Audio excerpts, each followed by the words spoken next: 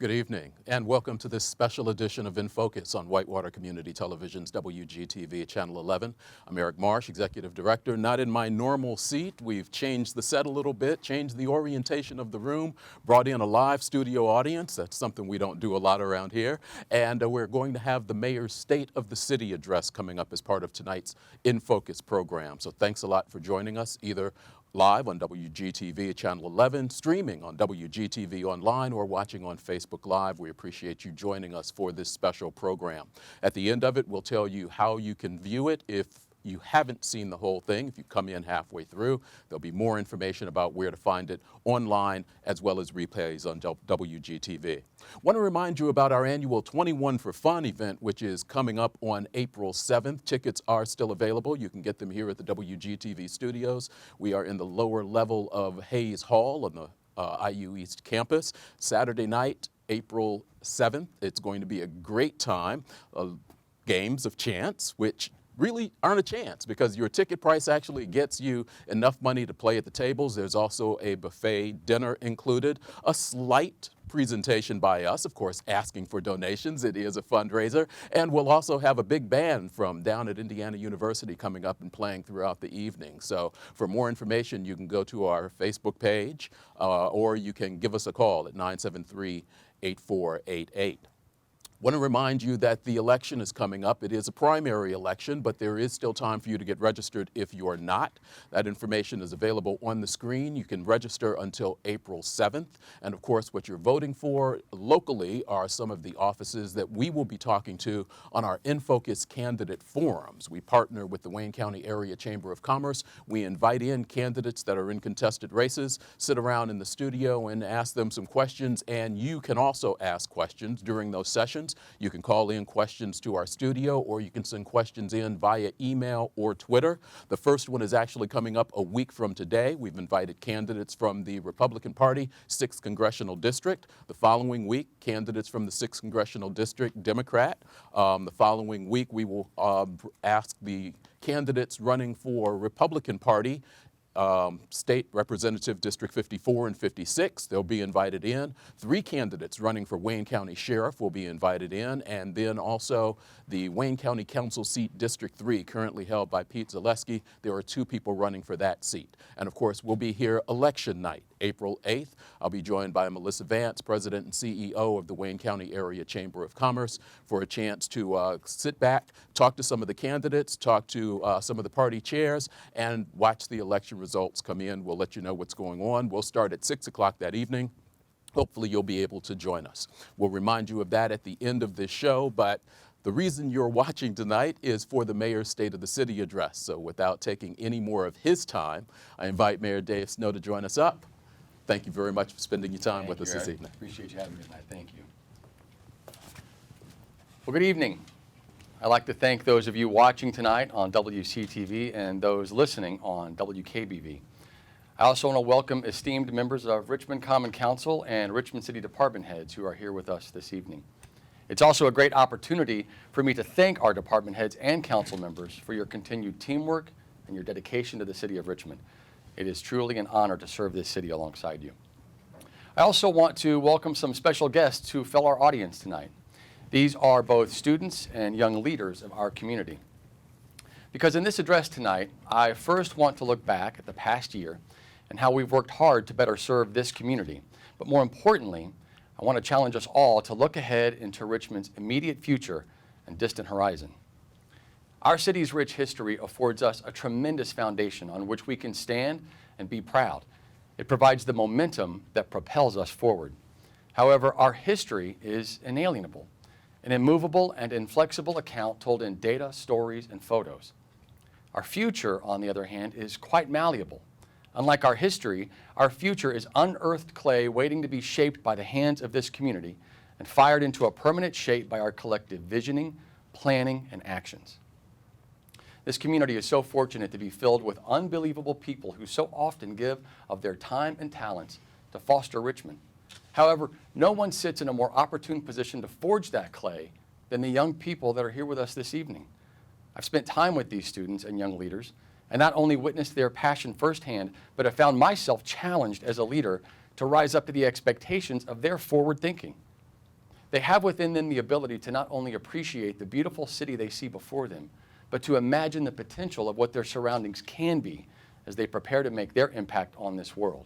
And so tonight, I'll ask you to do as the bright young minds of our community do so effortlessly, and look ahead to the possibilities before us.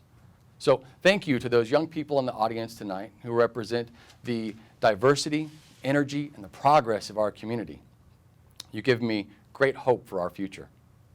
Some of the students and recent graduates here tonight are from Earlham College.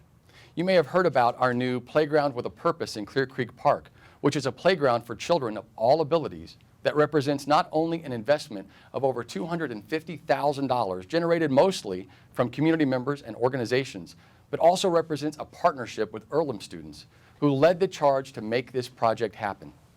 These students set the vision, helped raise the funds, and saw the project through to its completion. Today, we're working with a new group of students whose goal is to resurrect our Middle Fork Reservoir and help our community once again fall in love with this beautiful body of water and its promising surroundings. They, like their predecessors, are dedicated to seeing this project through to a successful completion. What's more, 2 of the students involved in the Playground with a Purpose project found their passion for Richmond and decided to stay after graduation. As a matter of fact, one of them now works full-time in our Parks Department and has grown our farmers market by leaps and bounds. He's jumped right in with our Parks team and assisted them in accelerating their mission to deeper integrate our Parks programming into the community. This year-round programming captivates citizens of all ages to interact and enjoy our beautiful park system. So as you take advantage of this programming or enjoy the parks on your own time, know that this administration continues to be dedicated to providing a clean, well-maintained, and safe parks environment for you and your family. Now, that dedication to providing a clean and safe environment is not just contained in our Parks Department. It spreads into other departments as well. In our Street Department, we were able to leverage nearly $1 million in state funds to continue working to upgrade our streets, curbs, and sidewalks. Through applications for grants and partnerships, we were able to nearly double our investment into our drivable and walkable infrastructure. In our Finance Department, we budgeted for new software that will bring a seismic shift to the efficiency of our city government. This new software will revolutionize the way we do day-to-day business and will greatly streamline our processes. It will also enable us to expand our digital infrastructure by not only doing away with multiple software models over various departments that don't interact particularly well, but also by adding a digital framework to departments that are still without necessary tools, such as our Human Resources Department. This upgrade will not only affect our departmental management, it will also bring with it an entirely new email system that will enhance our communication capability. These digital upgrades aren't just the result of proper financial planning. They're also the result of a dedicated IT department that has worked hard to integrate today's digital demands into our day-to-day business and to utilize technology to better communicate with our public. Of the many vital tasks they've been working on this past year, their showcase piece will be unveiled to you in just a few days, the new City of Richmond website. Our new city website will not only be informative at its core, it will offer a new layer of interaction between citizens and city officials and will, most importantly, be more user-friendly. More information on the website will be released in a few days, but I am so excited to be able to share with you this new digital platform in the very near future. In our fire department, we were able to purchase 2 new much-needed state-of-the-art fire engines that will decrease response time and increase efficiency while on site of an emergency. Additionally, we've been able to shift our hiring practices in the fire department in order to make the process more inclusive. We now provide on-the-job training so that we can remove some of the barriers for those men and women who have a passion to serve their community. Opening pathways for the men and women who feel the innate desire to protect and serve their community is not just limited to our fire department. It's essential that we open the same pathways in our police department. One of the most integral aspects of our city government is our police force. These incredibly brave men and women serve on the front lines of our community and work every day to make our city safer for all of us. I've had the honor of swearing in 23 new officers over just the past 2 years, some of which make up additions to our force, and some of which are to replace retiring officers. I've always been an advocate for a police force that reflects our community. Now, while we're a long way from our goal, I'm proud to say that thanks to the work of the RPD administration, we have taken concrete steps toward a more diversified police department. Adding to our ranks does not just increase the safety of our citizens, it allows us the ability to connect in ways that were simply just not feasible with a smaller force. As a result of our growing department, we brought back our juvenile division. This gives our officers the ability to be out in the community, in schools, and at local events, engaging with students. This proactive approach to policing can pay off dividends to a community when children grow up knowing the officers that patrol our neighborhoods. It's a true pleasure watching our officers interact with kids, and it's often hard to tell who's having more fun, the kids or the officers. And it's quite humbling to see that it's often the kids doing the teaching.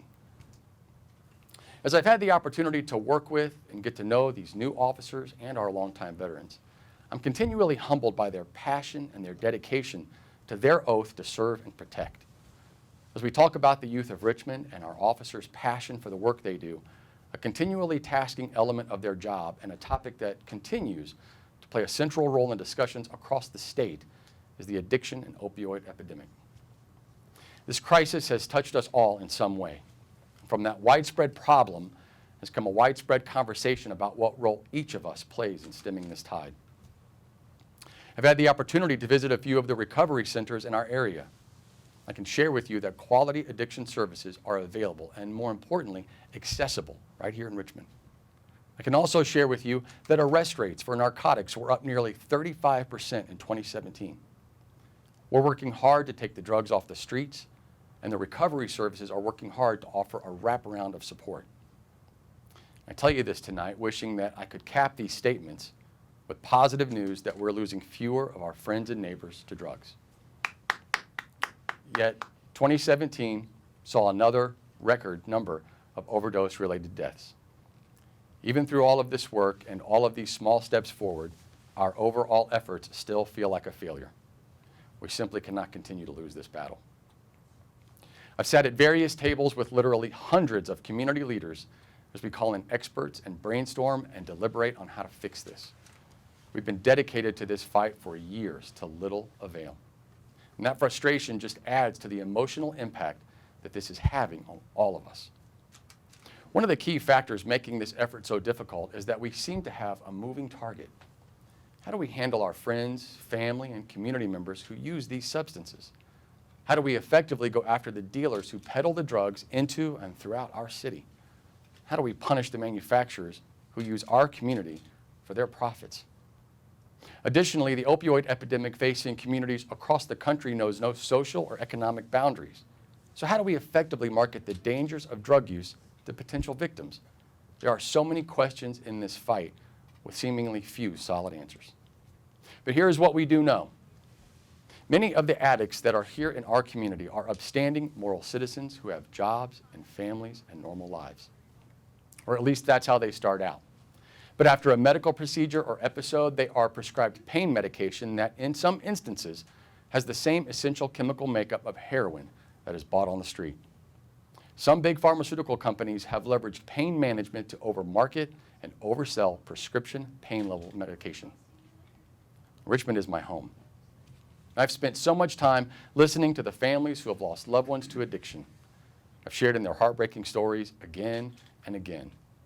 As a lifelong resident of Richmond, I will always do anything I can to help my neighbors in need. And as mayor, I will utilize every tool of my office to leave no stone unturned in this fight. I've empowered our neighborhoods to come together to recognize and to report warning signs. I've worked to grow and empower our police force to stop the sale and spread of these drugs. And if certain pharmaceutical companies have in fact played a role in leading our friends and family down the path to addiction, then I will take this fight directly to them. Last week, I contracted with a law firm to file suit against pharmaceutical companies, distributors, and possibly others who, in the firm's professional opinion, have responsibility for damages through improper marketing and distribution of opioids. The team of attorneys representing Richmond will take to court with them the stories of addiction that we continue to live through. It will include the toll on our community, the physical, emotional, and financial loss that the citizens of Richmond see every day. And this will be a lengthy battle, but we will not tire in this fight, because the citizens of Richmond deserve nothing less.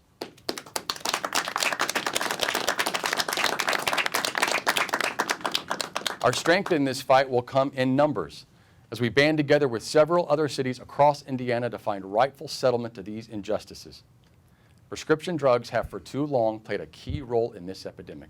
In fact, last April, Governor Holcomb visited Richmond to sign into law legislation for heavier restrictions on opioid prescriptions. I commend the governor for taking such action, and I fully support this effort. A state-community partnership is the only way to solve some of our biggest issues, including the drug problem. Now, partnerships will continue to play a key role in our progress. I've said it before, and I will continue to say it. The success of Richmond, the county, the region, and even the state are interdependent. Nowhere is partnership more important than right here at home. The successful results of our community leaders working together are really quite tangible. Right now, the former hospital on US 27 is in the process of coming down. As you may recall from the press conference that was held between city and county elected officials and Reed Health in late December, remediation of the contaminants within the building began at the first days of the year. As each section of the property is rid of pollutants, it'll be demolished. As we progress into spring and summer, we'll continue to provide updates and continue to see major movement on that site. As we move forward toward a parcel of land unblemished by that building, we must capitalize on our current momentum. It's now time to begin discussions and planning for that site's future. Removing this old building will empower us to forge ahead by eradicating a structure that has impeded our collective vision for our community and our economic growth. Now, when we talk about our local economy, we must not only work to tear down and remove old obstacles in our path, we must also diligently plan for new opportunities. Those new opportunities present themselves in many different ways, sometimes in the form of new land, sometimes in the form of expanding businesses that are already anchors of our community, and sometimes in the form of building relationships and making new connections. Building relationships and making connections were at the heart of our 2016 trip to Japan. Richmond and Japanese-based companies have a deep and intricate history. It's incredibly important to continue to foster relationships with existing and potential international business partners. As we continue to build these connections, we'll continue to see international investments in our community. I had the privilege of representing Richmond in several cities throughout Japan with a mission of thanking those companies for their continued investment and offering myself as a ready partner in their growth and success. Since our return from that trip, we have seen expansion in TBK, and we were able to better partner in previous plans to increase the capacity of SunCall. Now it's time to plan another trip to Japan in order to capitalize on that growth, foster additional relationships, and venture deeper into the Japanese economy in search for success for Richmond. We're working hard to put Richmond on the map of the global economy, and while we're doing that, we must equally focus our efforts right here at home. We as a community need to continue to provide the resources, the networking, and the education to both challenge and empower our local workforce to rise to their full potential. Educational opportunities are seemingly endless for community members at every skill level. With resources like Ivy Tech, IU East, Purdue Polytechnic, Earlham College, Richmond Adult Education, and the Excel Center, everyone has the opportunity to skill up if that is what they need to do to enhance their career. If connecting with a job opportunity is what you're looking for, resources like Manpower, Work One, and the new EDC-sponsored website, HoosierOpportunity.com, are waiting for you. These are just a small sample of the myriad of resources available to Richmond area residents. Through the work of these organizations, it's clear this community is dedicated to your success. Additionally, City Council has just completed a review of the tax abatement ordinance, which many of our large local manufacturing facilities frequently utilize. Council has revised the ordinance to require companies applying for tax abatements to offer a higher minimum wage, ranging from $12 to $17 per hour, depending on which abatement schedule is being requested. Further, Council added a requirement for major medical benefits on all tiers. This overhaul to our abatement process is a long-awaited benefit to our local workers, and I commend Council for taking this progressive step in protecting our workforce. It's clear, as we look around our city and county, we have cause to be optimistic. Our unemployment rate is incredibly low at 3.4% and is secured with the opening of Blue Buffalo and the almost immediate growth of Omen Casting. We know there are jobs available and more are coming. Resources for our workforce to seize these jobs are abundant, and your community government and your city government and community leaders are working every day to ensure that Richmond sees continued economic growth. Richmond is on the rise, and people all over are starting to take notice, including our state government. In the last year, the City of Richmond has utilized just over $4 million state dollars in previously committed projects and new awards. The state has also invested over $30 million directly into the community through infrastructure upgrades. This doesn't even include the many state-funded grants received by local nonprofits and businesses. Our citizens are seeing that investment firsthand, particularly when it comes to the current construction on some of our major roads. On the local side, as we move into spring and summer, our street department will begin to ramp up well over a dozen local street projects, including regular milling and paving. And as we all know, the state is doing full upgrades to our city's biggest thoroughfares, US 40 and US 27. Now look, I know as well as anyone that all of this construction at the same time can be a bit difficult to navigate. But I want you to take a moment on your daily commute to consider what lies ahead at the end of this tunnel. After the pavement is poured and the backhoes are gone and the road cones have disappeared, just imagine what our city will look like. Cleaner, safer, and more efficient. A welcoming environment for citizens and guests. So now, I'm sure you're asking yourself a question that I'm asking myself a lot. What's next? We'll have great roads. Now what? Well, with the state's investment coupled with our local work, we'll utilize those corridors to pull people into the heart of our city. Downtown, the Depot District, and adjacent neighborhoods represent some of our most historic and cherished amenities. But the problem that we've seen for decades is that people buzz right past them. Community members and visitors alike crave what our city has to offer, but they have a hard time finding a particular attraction and then easily getting from one destination to the next. Richmond has amenities that compare and sometimes even rival much larger cities. Between the arts, music, cultural attractions to museums and wildlife preserves, shopping and nightlife, biking and walking trails, Richmond has a ton to offer. However, one key element that those other cities have leveraged for success is connectivity. They've made an investment in their infrastructure that truly connects people to their local amenities. As Richmond pushes deeper into the 21st century, it's time that we invest in connecting everything that we have to offer. So here's why. According to the U.S. Census Bureau, those born between 1982 and 2000 now make up the largest demographic in the United States. As we pass the torch to this coming generation, they bring with them a different set of wants, needs, and expectations of the cities in which they choose to live. Therefore, it's essential that we plan to attract and retain this cohort. We know that this group is reurbanizing. They're moving closer to the heart of cities. We know that they're less auto-centric. They're walking and biking more and driving less. They value the ability to purchase things that are locally made and sourced. Creating an environment that is inviting and attractive in these areas is key to our continued success as a city. That's why we've been investing and seeing so much progress in our Parks Department's summer and winter farmers markets.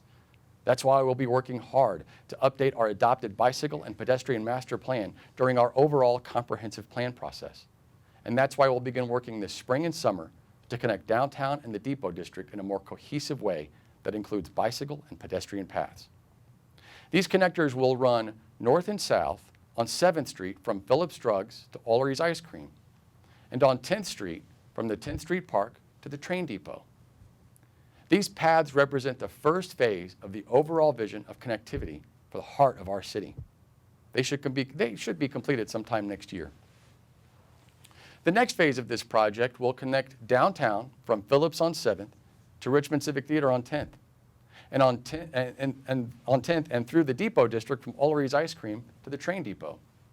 This second phase will represent a $2.5 million enhancement that will link this entire system together. Now, while construction won't begin on phase 2 for another few years, I'm very excited to announce here tonight that NDOT has agreed to fund just over $2 million to put the keystone in this project. Thank you. Very exciting. This announcement from NDOT will bring life to Richmond's newest, most innovative, and most exciting element, the Loop. The Loop will attract people to the heart of Richmond and allow easier access to our locals and visitors by encompassing and beginning to connect some of our greatest assets. After connecting downtown in the Depot District, the Loop will begin to finger outward, connecting many major amenities and attractions across the city to each other and into the heart of our community. As the Loop shines a spotlight on the center of our city and works to attract visitors and shoppers, it will also work to stoke the desire to live and own a business in the heart of Richmond. To ensure the success of capturing the entrepreneurial spirit, we must be sure to not only invest in infrastructure and connectivity, but also play our part to encourage rising business owners and streamline their success. We know that downtown has some of the most beautiful and historic buildings. And although the age of these buildings is what gives them their character and their charm, it can also present a major hurdle to an up-and-coming entrepreneur who wishes to add to the downtown landscape. Therefore, I'm calling together members of our infrastructure and development and finance departments to begin to explore a multi-year process in which the city will stabilize some of our key downtown buildings. In doing so, we'll remove some of the largest financial hurdles to new or expanding businesses and then reinsert these buildings into the entrepreneurial pipeline. I will also include this project among other Center City developments as an area of focus to our Redevelopment Commission. Reinvesting the tax dollars captured from this area will not only ensure growth for us as a city, but will also realign the commission with its original charge. We're revitalizing our Center City, we're upgrading our infrastructure, and we're building our economy. So what's the most essential element in Richmond's success? It's you. It's all of you. It's the people who love Richmond and call it home. Even those who may not still live here today, Richmond is still your home. As the government makes these investments in our city, the key element that'll be missing without your personal involvement is the culture, the color, the vibrancy, the spirit, and the civic pride. As a lifelong resident of Richmond, I can always tell my story, but as mayor, it's my job to share your story. You're the true authors of this chapter in Richmond's history. The government can build roads and attract jobs and take on drug companies and be a resource for its citizens, but it can't build a community alone. It can't take the history along with the hopes and the dreams of the people and create that narrative that bonds a community together. Not like you can. But what I can do is help bring your stories together in order to begin to weave that tapestry. That's why late last year, I began working with a company whose specialty is data collection and branding. You may have seen or participated in a survey that was distributed via email and social media in December. We're now in the process of analyzing the results to pinpoint a branding and marketing strategy to tell our story. This strategy will serve not only to advertise Richmond to people in other communities, but will also serve as a common narrative for those of us who call Richmond home. Citizens' participation in this process has been tremendous, and it's been overwhelming to see so many people express their love for Richmond. We're continuing to work through this process, and we're turning the corner into the final stages. I'm very excited to soon unveil the results of this work.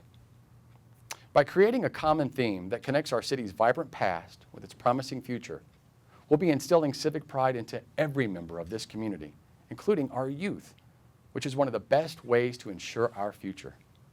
As mayor, I've had the privilege of regularly speaking to students at many of our local schools. And again, I've been so impressed and overwhelmed at what lies ahead for us as a city when these young and bright minds are someday at the helm. I can tell you firsthand that the youth listen and observe with intent. They look around them and have the audacity to dream and wonder, why not? They're our future, and we owe it to them to lay the groundwork and to be role models in our work and our decorum. It's a challenge that they place on us, no doubt. That very challenge is at the core of what drives me each day. I know that right now there's a 4th grade boy or a 7th grade girl or a senior getting ready to graduate, and they're watching, questioning, and learning. They're thinking someday they may want to lead. It's essential that we conduct ourselves in a way that encourages them to hold on to that dream, because encouraging and fostering quality, positive, future leadership is the most important role that we as community leaders can play. And to those young leaders out there, I have a very specific message just for you. I spent years of dreaming of having the opportunity to lead my hometown and share my passion and my love for this city while giving back to the community that raised me. Maybe for you, maybe your dream isn't necessarily to become mayor or even to join local government. Maybe you have a different dream. Well, trust me when I say there will always be people who will say that you can't reach that goal, or that maybe you can, but you can't do it here. They'll say that this isn't right and that's bad, and they'll give you 100 different reasons why you just can't. But for me, one of the most rewarding and gratifying things I will ever do in this job is to let you know that you can, and you can right here in Richmond. Even when we started on the former hospital project, there were so many people who looked right at me and said it would never happen. It was impossible. They said it'd be too expensive, too big of a mess, simply couldn't be done. Look at it today. It's happening. We achieved the impossible, not through any silver bullet or any special magic, but through sheer determination, teamwork, and a passion for this community. So if you have a dream and a vision for what Richmond can be, then keep pushing and stay engaged. And I'll keep working hard to make your home a place where you can grow to your full potential. So keep fighting for Richmond, keep dreaming big, and together we will all continue to make the impossible possible. Thank you very much.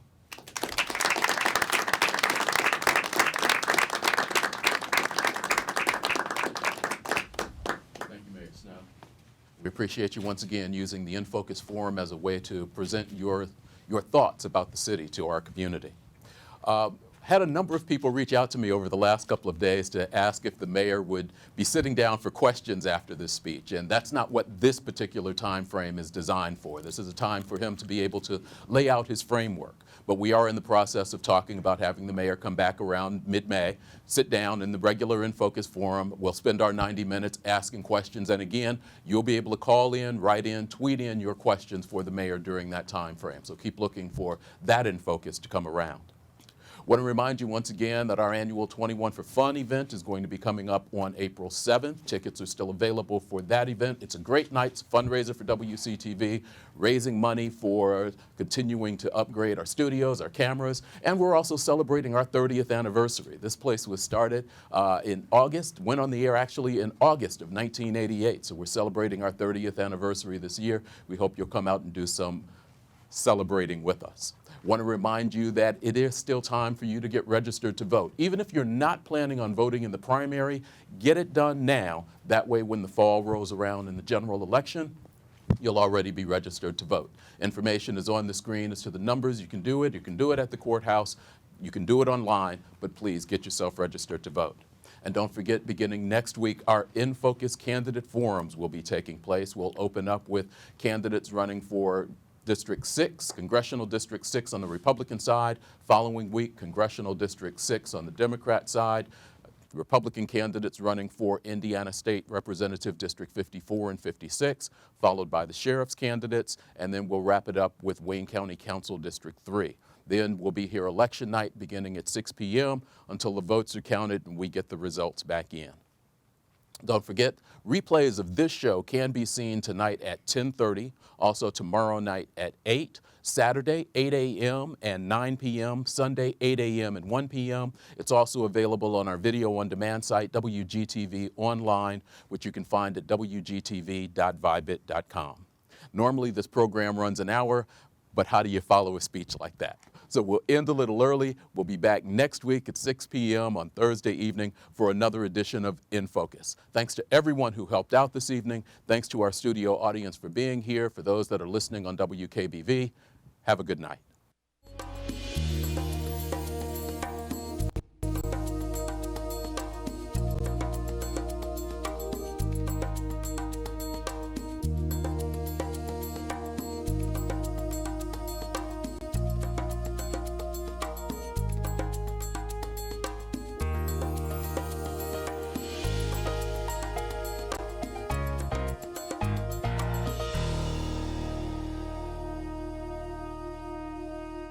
Keep up with local government information and shows with WGTV Online.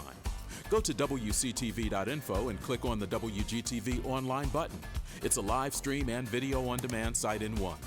Click the play button, you'll see whatever's on the air on WGTV Channel 11, or scroll down for videos on demand. Choose whatever meeting or show you'd like to watch. It's easy to stay informed with WGTV Online, a service of Whitewater Community Television.